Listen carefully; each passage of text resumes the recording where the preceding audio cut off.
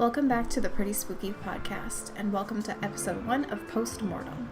In Mortem, we will discuss small topics that didn't make it into the main episode, or further discussion on last week's topics. Today, we will be covering more The Eyes of My Mother and KRAINAGRZYBOW TV. So, I watched the movie that you talked about last week, which was The Eyes of My Mother. Mm-hmm. So, I didn't know what I was supposed to take away from the movie itself, which is just interesting to me. There's a lot of things left ambiguously. I wrote a whole bunch of notes, so I'm gonna try and read off my notes here. Sorry. Okay. No, I'm glad that you cared that much. No, of course. So, isolation is a pretty obvious theme. The setting itself is an isolated area.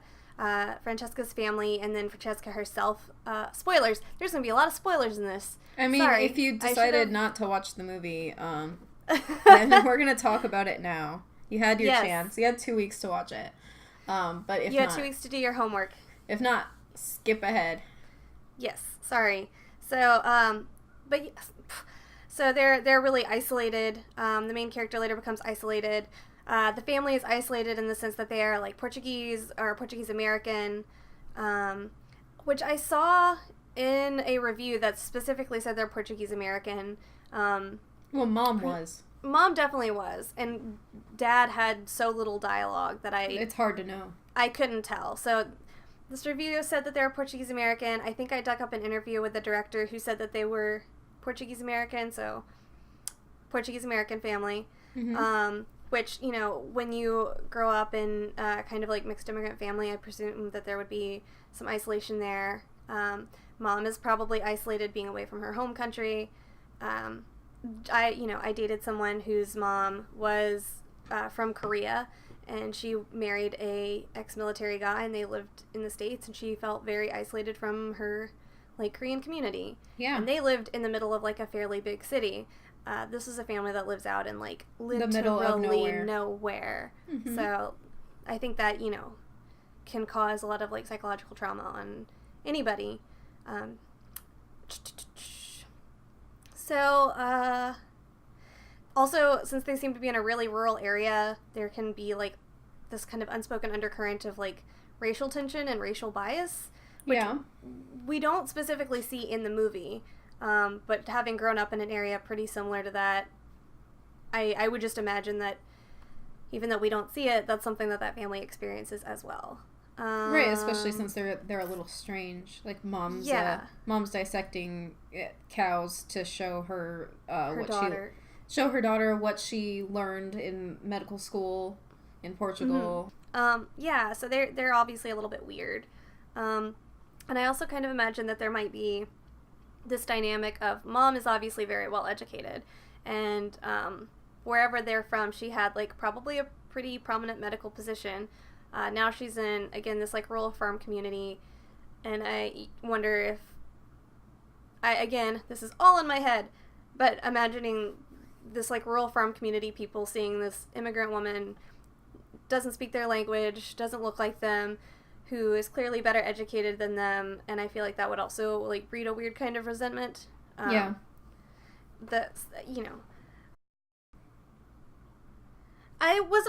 made a note that I wasn't sure about the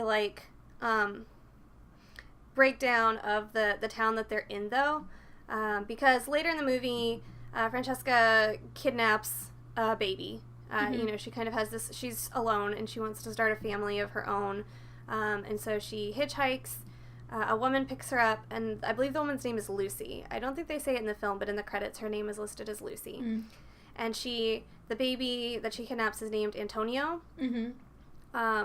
which is all, kind of a Spanish Latin sounding name, which probably doesn't mean anything. But it's not that's the name Francesca gave this baby. This is the name that Lucy gave this baby. Mm-hmm. So it made me wonder if there was a greater racial diversity in this town than maybe I initially thought. Not that it matters. I guess I'm just filling in a lot of setting the stage for this movie on my own, because I guess it's so peculiar to see a movie that isolates you and its characters so much. I think it's just my knee-jerk reaction to try and, like, flesh out more of the setting and more of the story, which is perhaps what the director intended and perhaps not. I don't know. I honestly can't tell if I'm playing into his hands or not. So I tried to look up the director because I wondered if, like, based on the way that this film was done, if he himself was Portuguese or from an immigrant family, and he actually is not. It's a white guy who went to, like, NYU, I think, which is fine. But I think it's interesting that he chose to tell that perspective and that point of view, and he did it, I think, very effectively. Mm-hmm. I kind of expected this movie to be a little more disturbing, based on the review that you gave, because I know it takes a lot to disturb you. And there were scenes that I felt like were, like, certainly, like, very upsetting. I think maybe I was expecting more gore, possibly. Yeah. Which there was anything that they show you that's gory, I feel like they show you it in just, like, the quickest of flashes, or I think it's... there's a lot of... Huh? I think it's more the what is happening versus not what you're really seeing. I mean, you have this woman kidnaps people, or, well, the first one's not really a kidnapping. The whole thing kicks off with something I feel like is quite disturbing, and it's a home invasion where her mother is murdered brutally and raped, and basically dad makes her clean up her mom's crime scene, and she puts him out in the barn and decides to keep him as a pet. Yeah. And keeps him as a pet for years. Mm-hmm. And she makes him, you know, blind, cuts his tongue out. It's pretty intense stuff, I feel like. Yeah. It definitely is, and I don't mean to downplay any of that, but I think I expected that, like, I went into it thinking I was going to see that, like, happen more. And a lot of it is, it's shown, but it's very, like, interplay of light and shadow. Yeah. So you see a lot of, you see it, but it's, like, dark. Mm-hmm. I don't know. I think I expected it to be, like, right there in my face, like, you know. Mm-hmm. That's not a critique. It's just something that I noticed my expectations did not match the movie. Mm. Which is fine. I did enjoy it a lot. Like I said, I kind of came away from it feeling like I wasn't sure exactly what the message of the movie was supposed to be. If it was sort of like this formative event, you can have this formative event when you're really young and it changes how you view everything. You know, because arguably, had none of this happened, our main character would have led a normal life. But I feel like some of the actions that she takes in this movie are, like, pretty, like, deeply disturbed actions. And I wonder if all of them can be attributed to the trauma she experienced as a child, or if there was maybe something a little bit off-kilter about her all along. It's interesting to me how you are exploring this movie in a way that is... and this is not at all a criticism. Overly analytical? No, it's completely the opposite of how, like, the things you hold important and the things you want to know, to me, are not at all important. Mm-hmm. I think that the whole point of isolating you into a situation where you don't know what goes on outside and there are very few characters, it doesn't really matter to me what the outside perspective or who else is in the town, like, that doesn't matter to me at all. And the idea of it needing, or not that you said it needed to, but it having a message doesn't matter at all to me, because I feel like it's more of a maybe realistic take, is that, you know, your life beginning to end doesn't necessarily have a message behind it. It's a series of events that just play out from when you're born to when you die, and that's kind of how it seemed to me. It was her life from when she was young to when she died, series of events, and they were very dark, very disturbing, and it doesn't really have to mean anything. I think That's true, and you're right. I guess my thinking was just like, as a filmmaker, like, you are a storyteller, and there's a story that you want to be told, and maybe that story is just someone's life. Here's the timeline of someone's life, and maybe I'm like I said, being way overly analytical, and I'm used to like trying to find what the meaning of something is, you know, and maybe that's a drawback on my part, that I can't dissociate myself from that part of my brain that's trying to like pick apart all the answers. So I don't know, like, I did, just side note to all of that, I mean, I guess that's the long and short of my experience with this movie, is I enjoyed it, but I came away with a lot of questions, and maybe those are questions that don't even necessarily need to be answered, or maybe don't even have answers. But my viewing experience was like, emotionally impactful, but also still like very curious. I think that's what I saw. That's the beauty I saw in it. Was that there are a lot of questions, and it's not perfectly sealed up, but it's not. There's no plot holes, but the glimpse that they give you, the window that you see her life through, is small, and there's a lot of other questions because there's a lot of things that make up a person. Right. So we're able to sort of draw our own conclusions based on the events that happen, but those answers are not definitive. And I like Definitely that about it. I think that is all like perfectly legitimate. It makes a lot of sense. And I think you're right. I hope it doesn't sound like I'm pooping on it, because I certainly am not meaning to. I think maybe like... No, I just think it's interesting. Like, we come at it from like a Lake Mungo versus this, and like we both have really different reasons why we like and dislike the films, or like not necessarily dislike, but things that appeal or things that we want to know versus what we don't need to know, or what we hold important. It's a different. And I think that's part of the reason why I wanted to do this podcast with you, is that we have different point of views. And if I wanted to have like a discussion with somebody that completely like 100% saw everything the same way and agreed with me, I think that would be very boring. That's probably true.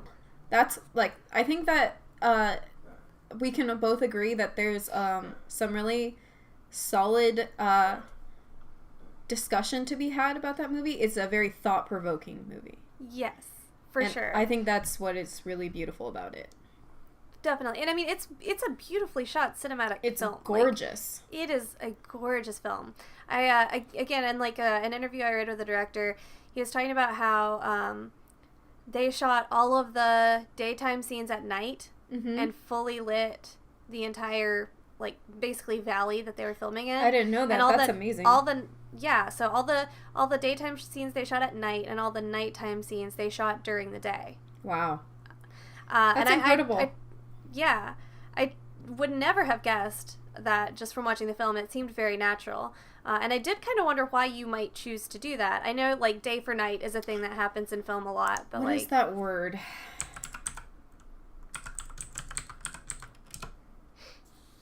Well, I asked Pulp about it. Pulp Added, who we mentioned last episode, who collaborates with us a lot on other projects and has written articles for our site before. But he has a lot of experience in video and filmmaking. And I asked him, is there a reason that you could think of why someone might, make that choice? And he said, other than it just being an artistic choice, there's no, like, necessarily practical reason. Like day for night, when you have to shoot a nighttime scene during the day because you have no other option, is obviously, like, a thing that happens. So outside of necessity. When I'm gonna just like brush off some stupid film school stuff, but I took some film classes in college, and they talk about, oh God, I'm gonna just fuck up this word, but it's like chiaroscuro. Chiaroscuro, yeah. And it's like the way that we talked about it specifically was about like film noir. And, like, especially old black and white film noir, and how the things that they would go to, the lengths that they would go through to make the blacks and whites pop to create a certain feeling and mood. And I just wonder if that's something the director was interested in and inspired by. Yeah, totally. What's the name of that one movie? it's kind of a movie, it's kind of not a movie. It's the one, it's like real artsy, but something. Not Beholden. Oh, Begotten. Begotten, that's the one.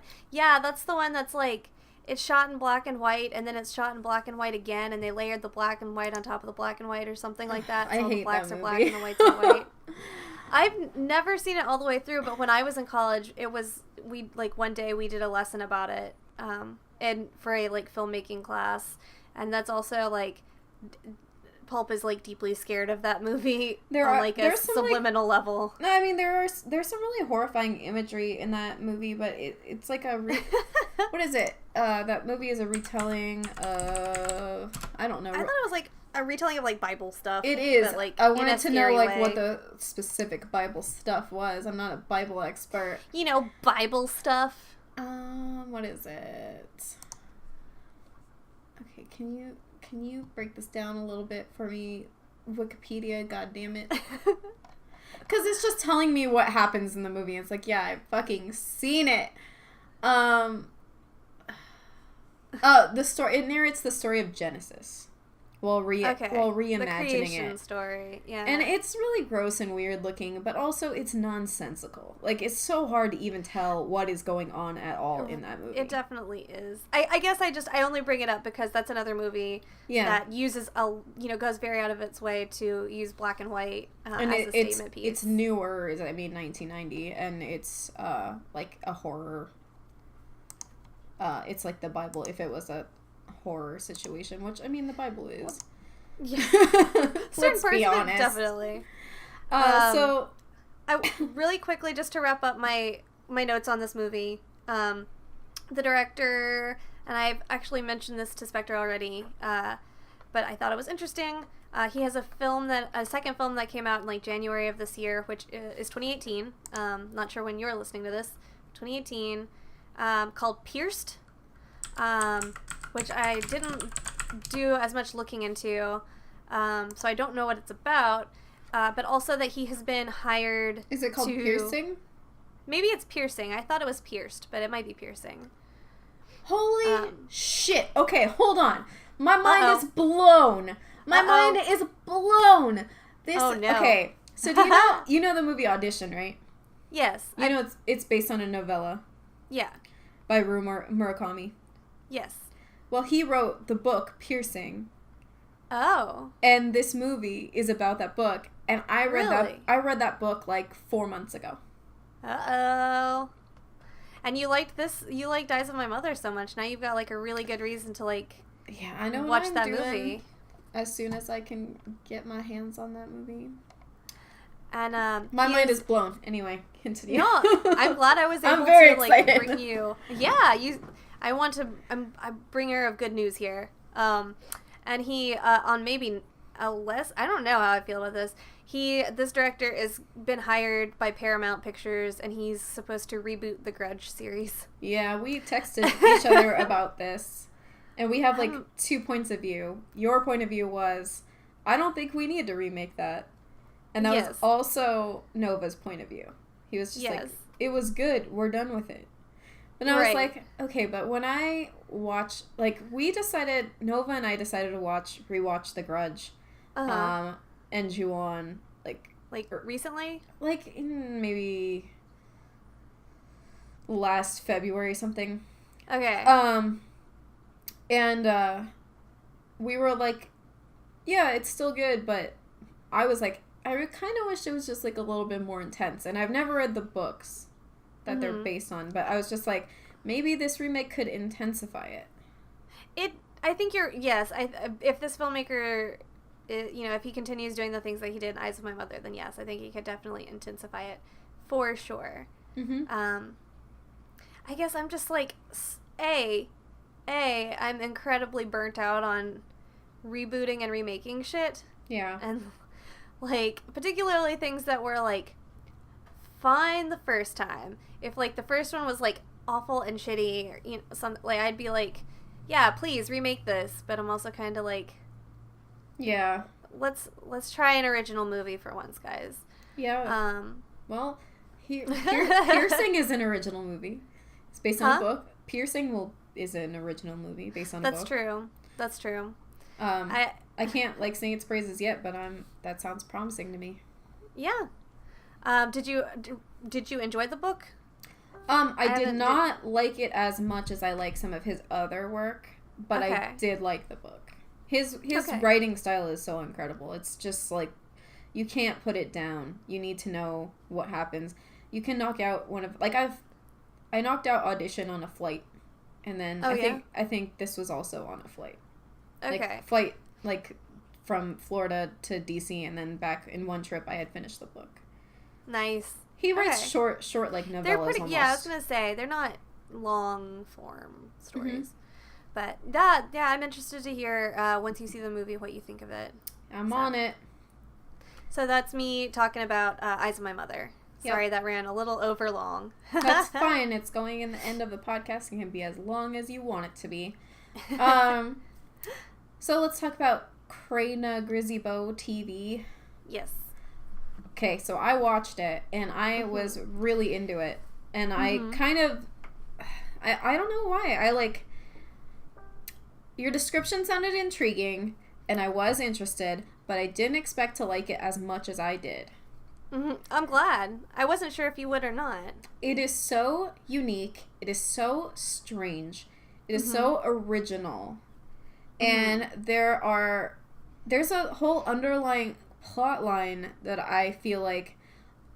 I'm going to quickly summarize what I think happened. And this is totally going to be spoilers, so if you didn't watch the web series yet, please, go watch that first. So, I was really surprised by how much I liked this. Not because I wasn't interested in what you had to say, because I genuinely was.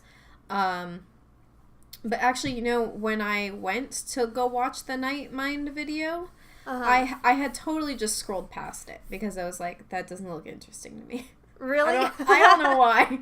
I'm just a hater. I didn't even give it any chance at all. I was just like, I don't like this. That's what happened with the Eyes of Her Mother, too. Yeah. Yeah. You made a snap judgment. Maybe I should stop being such a fucking hater. Right. It's never gonna happen. It's never gonna happen. Well, I'm glad to hear that you liked it, because I wasn't sure if it would be your kind of thing or not. But I'm really happy to hear that you enjoyed it. It was so bizarre. I wouldn't say it was scary. We talked about this. It's not scary. It's just super weird.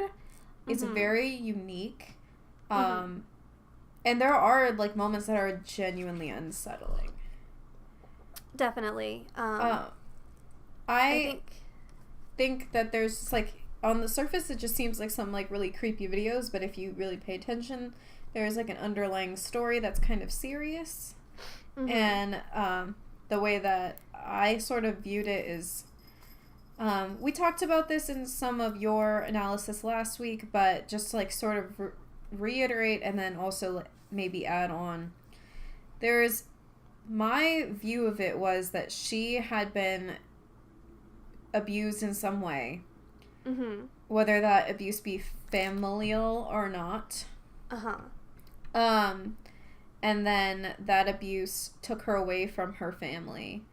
And then during that time, she was sexually assaulted. And then the part where it shows, the mushrooms are going to leave your body soon. I took that as, you're about to have a baby. That makes sense. And in the end, she, has a baby. Well, she does, in the last few episodes, have the, doll. Yeah. And so it's everything is so surreal. It's hard to know. Yeah. That doll could be her baby. It could be. And there's one thing you pointed out to me, you mentioned to me earlier, right after you first watched it, you messaged me. Something that I remembered thinking, but it wasn't on my mind at the time we recorded the podcast, but there's one point where they're talking about the mushrooms and they're they look to me very phallic, and you pointed that out, and you noticed that as well. So it's not it was just me who saw that and thought that. No, they were dick shrooms for sure. But yeah, I don't know. I think it's a really cool, weird little gem. There's not really anything else out there like it. I think that's what I love about it, is it's so unique. And it's not man, I don't want to be an asshole, but I'm going to end up being an asshole a lot, so I should just embrace it. But there are a lot of, like, horror web series out there that are just like, I'm just going to slap this shit together. But that one has some serious production behind it. Yeah, it's really impressive, I think. Like, sometimes slapping some shit together works. Yes, sometimes for sure. simple can be totally effective and scary. But this is so artistic, and there's so much drive behind it. And it seems so simple, but it is so complex if you really look at the layers of it. And I think that's awesome. Yeah, for sure. I loved it immediately. I do believe, it's done. But were I to log in one day and see a new episode of KRAINAGRZYBOW had been uploaded or somewhere, maybe like I'd be another mysterious web series by the same creators person. with a completely different story. Definitely. Did you get a chance to? Because I still haven't, and I think I mentioned it in our last episode, but there's like a game version. No, of it? I did not play the game. I totally forgot about that. I haven't played it either, but I do want to, because I want to see how if it brings something new to that story. Yeah. I don't know. I feel like maybe it adds an even further layer. Maybe. So. So. They don't seem like the type that would just be like, hey, let's just have a game for no reason. But right. You never know. It's true. So, yeah, I guess that ends our extras at the end of the episode. So. That we recorded before everything else. Yeah, we recorded this first, and then we were like, maybe people don't want to hear us ramble for a fucking hour about everything we talked about last week for a fucking hour. But maybe you do. Yeah, We learned some stuff. Yeah, we did. So, I guess, I'll do Now we'll move on to this week's topic. Yeah, we'll move on to this week's topics, but you've already heard the sign off, and so go on with your life now. Okay, bye.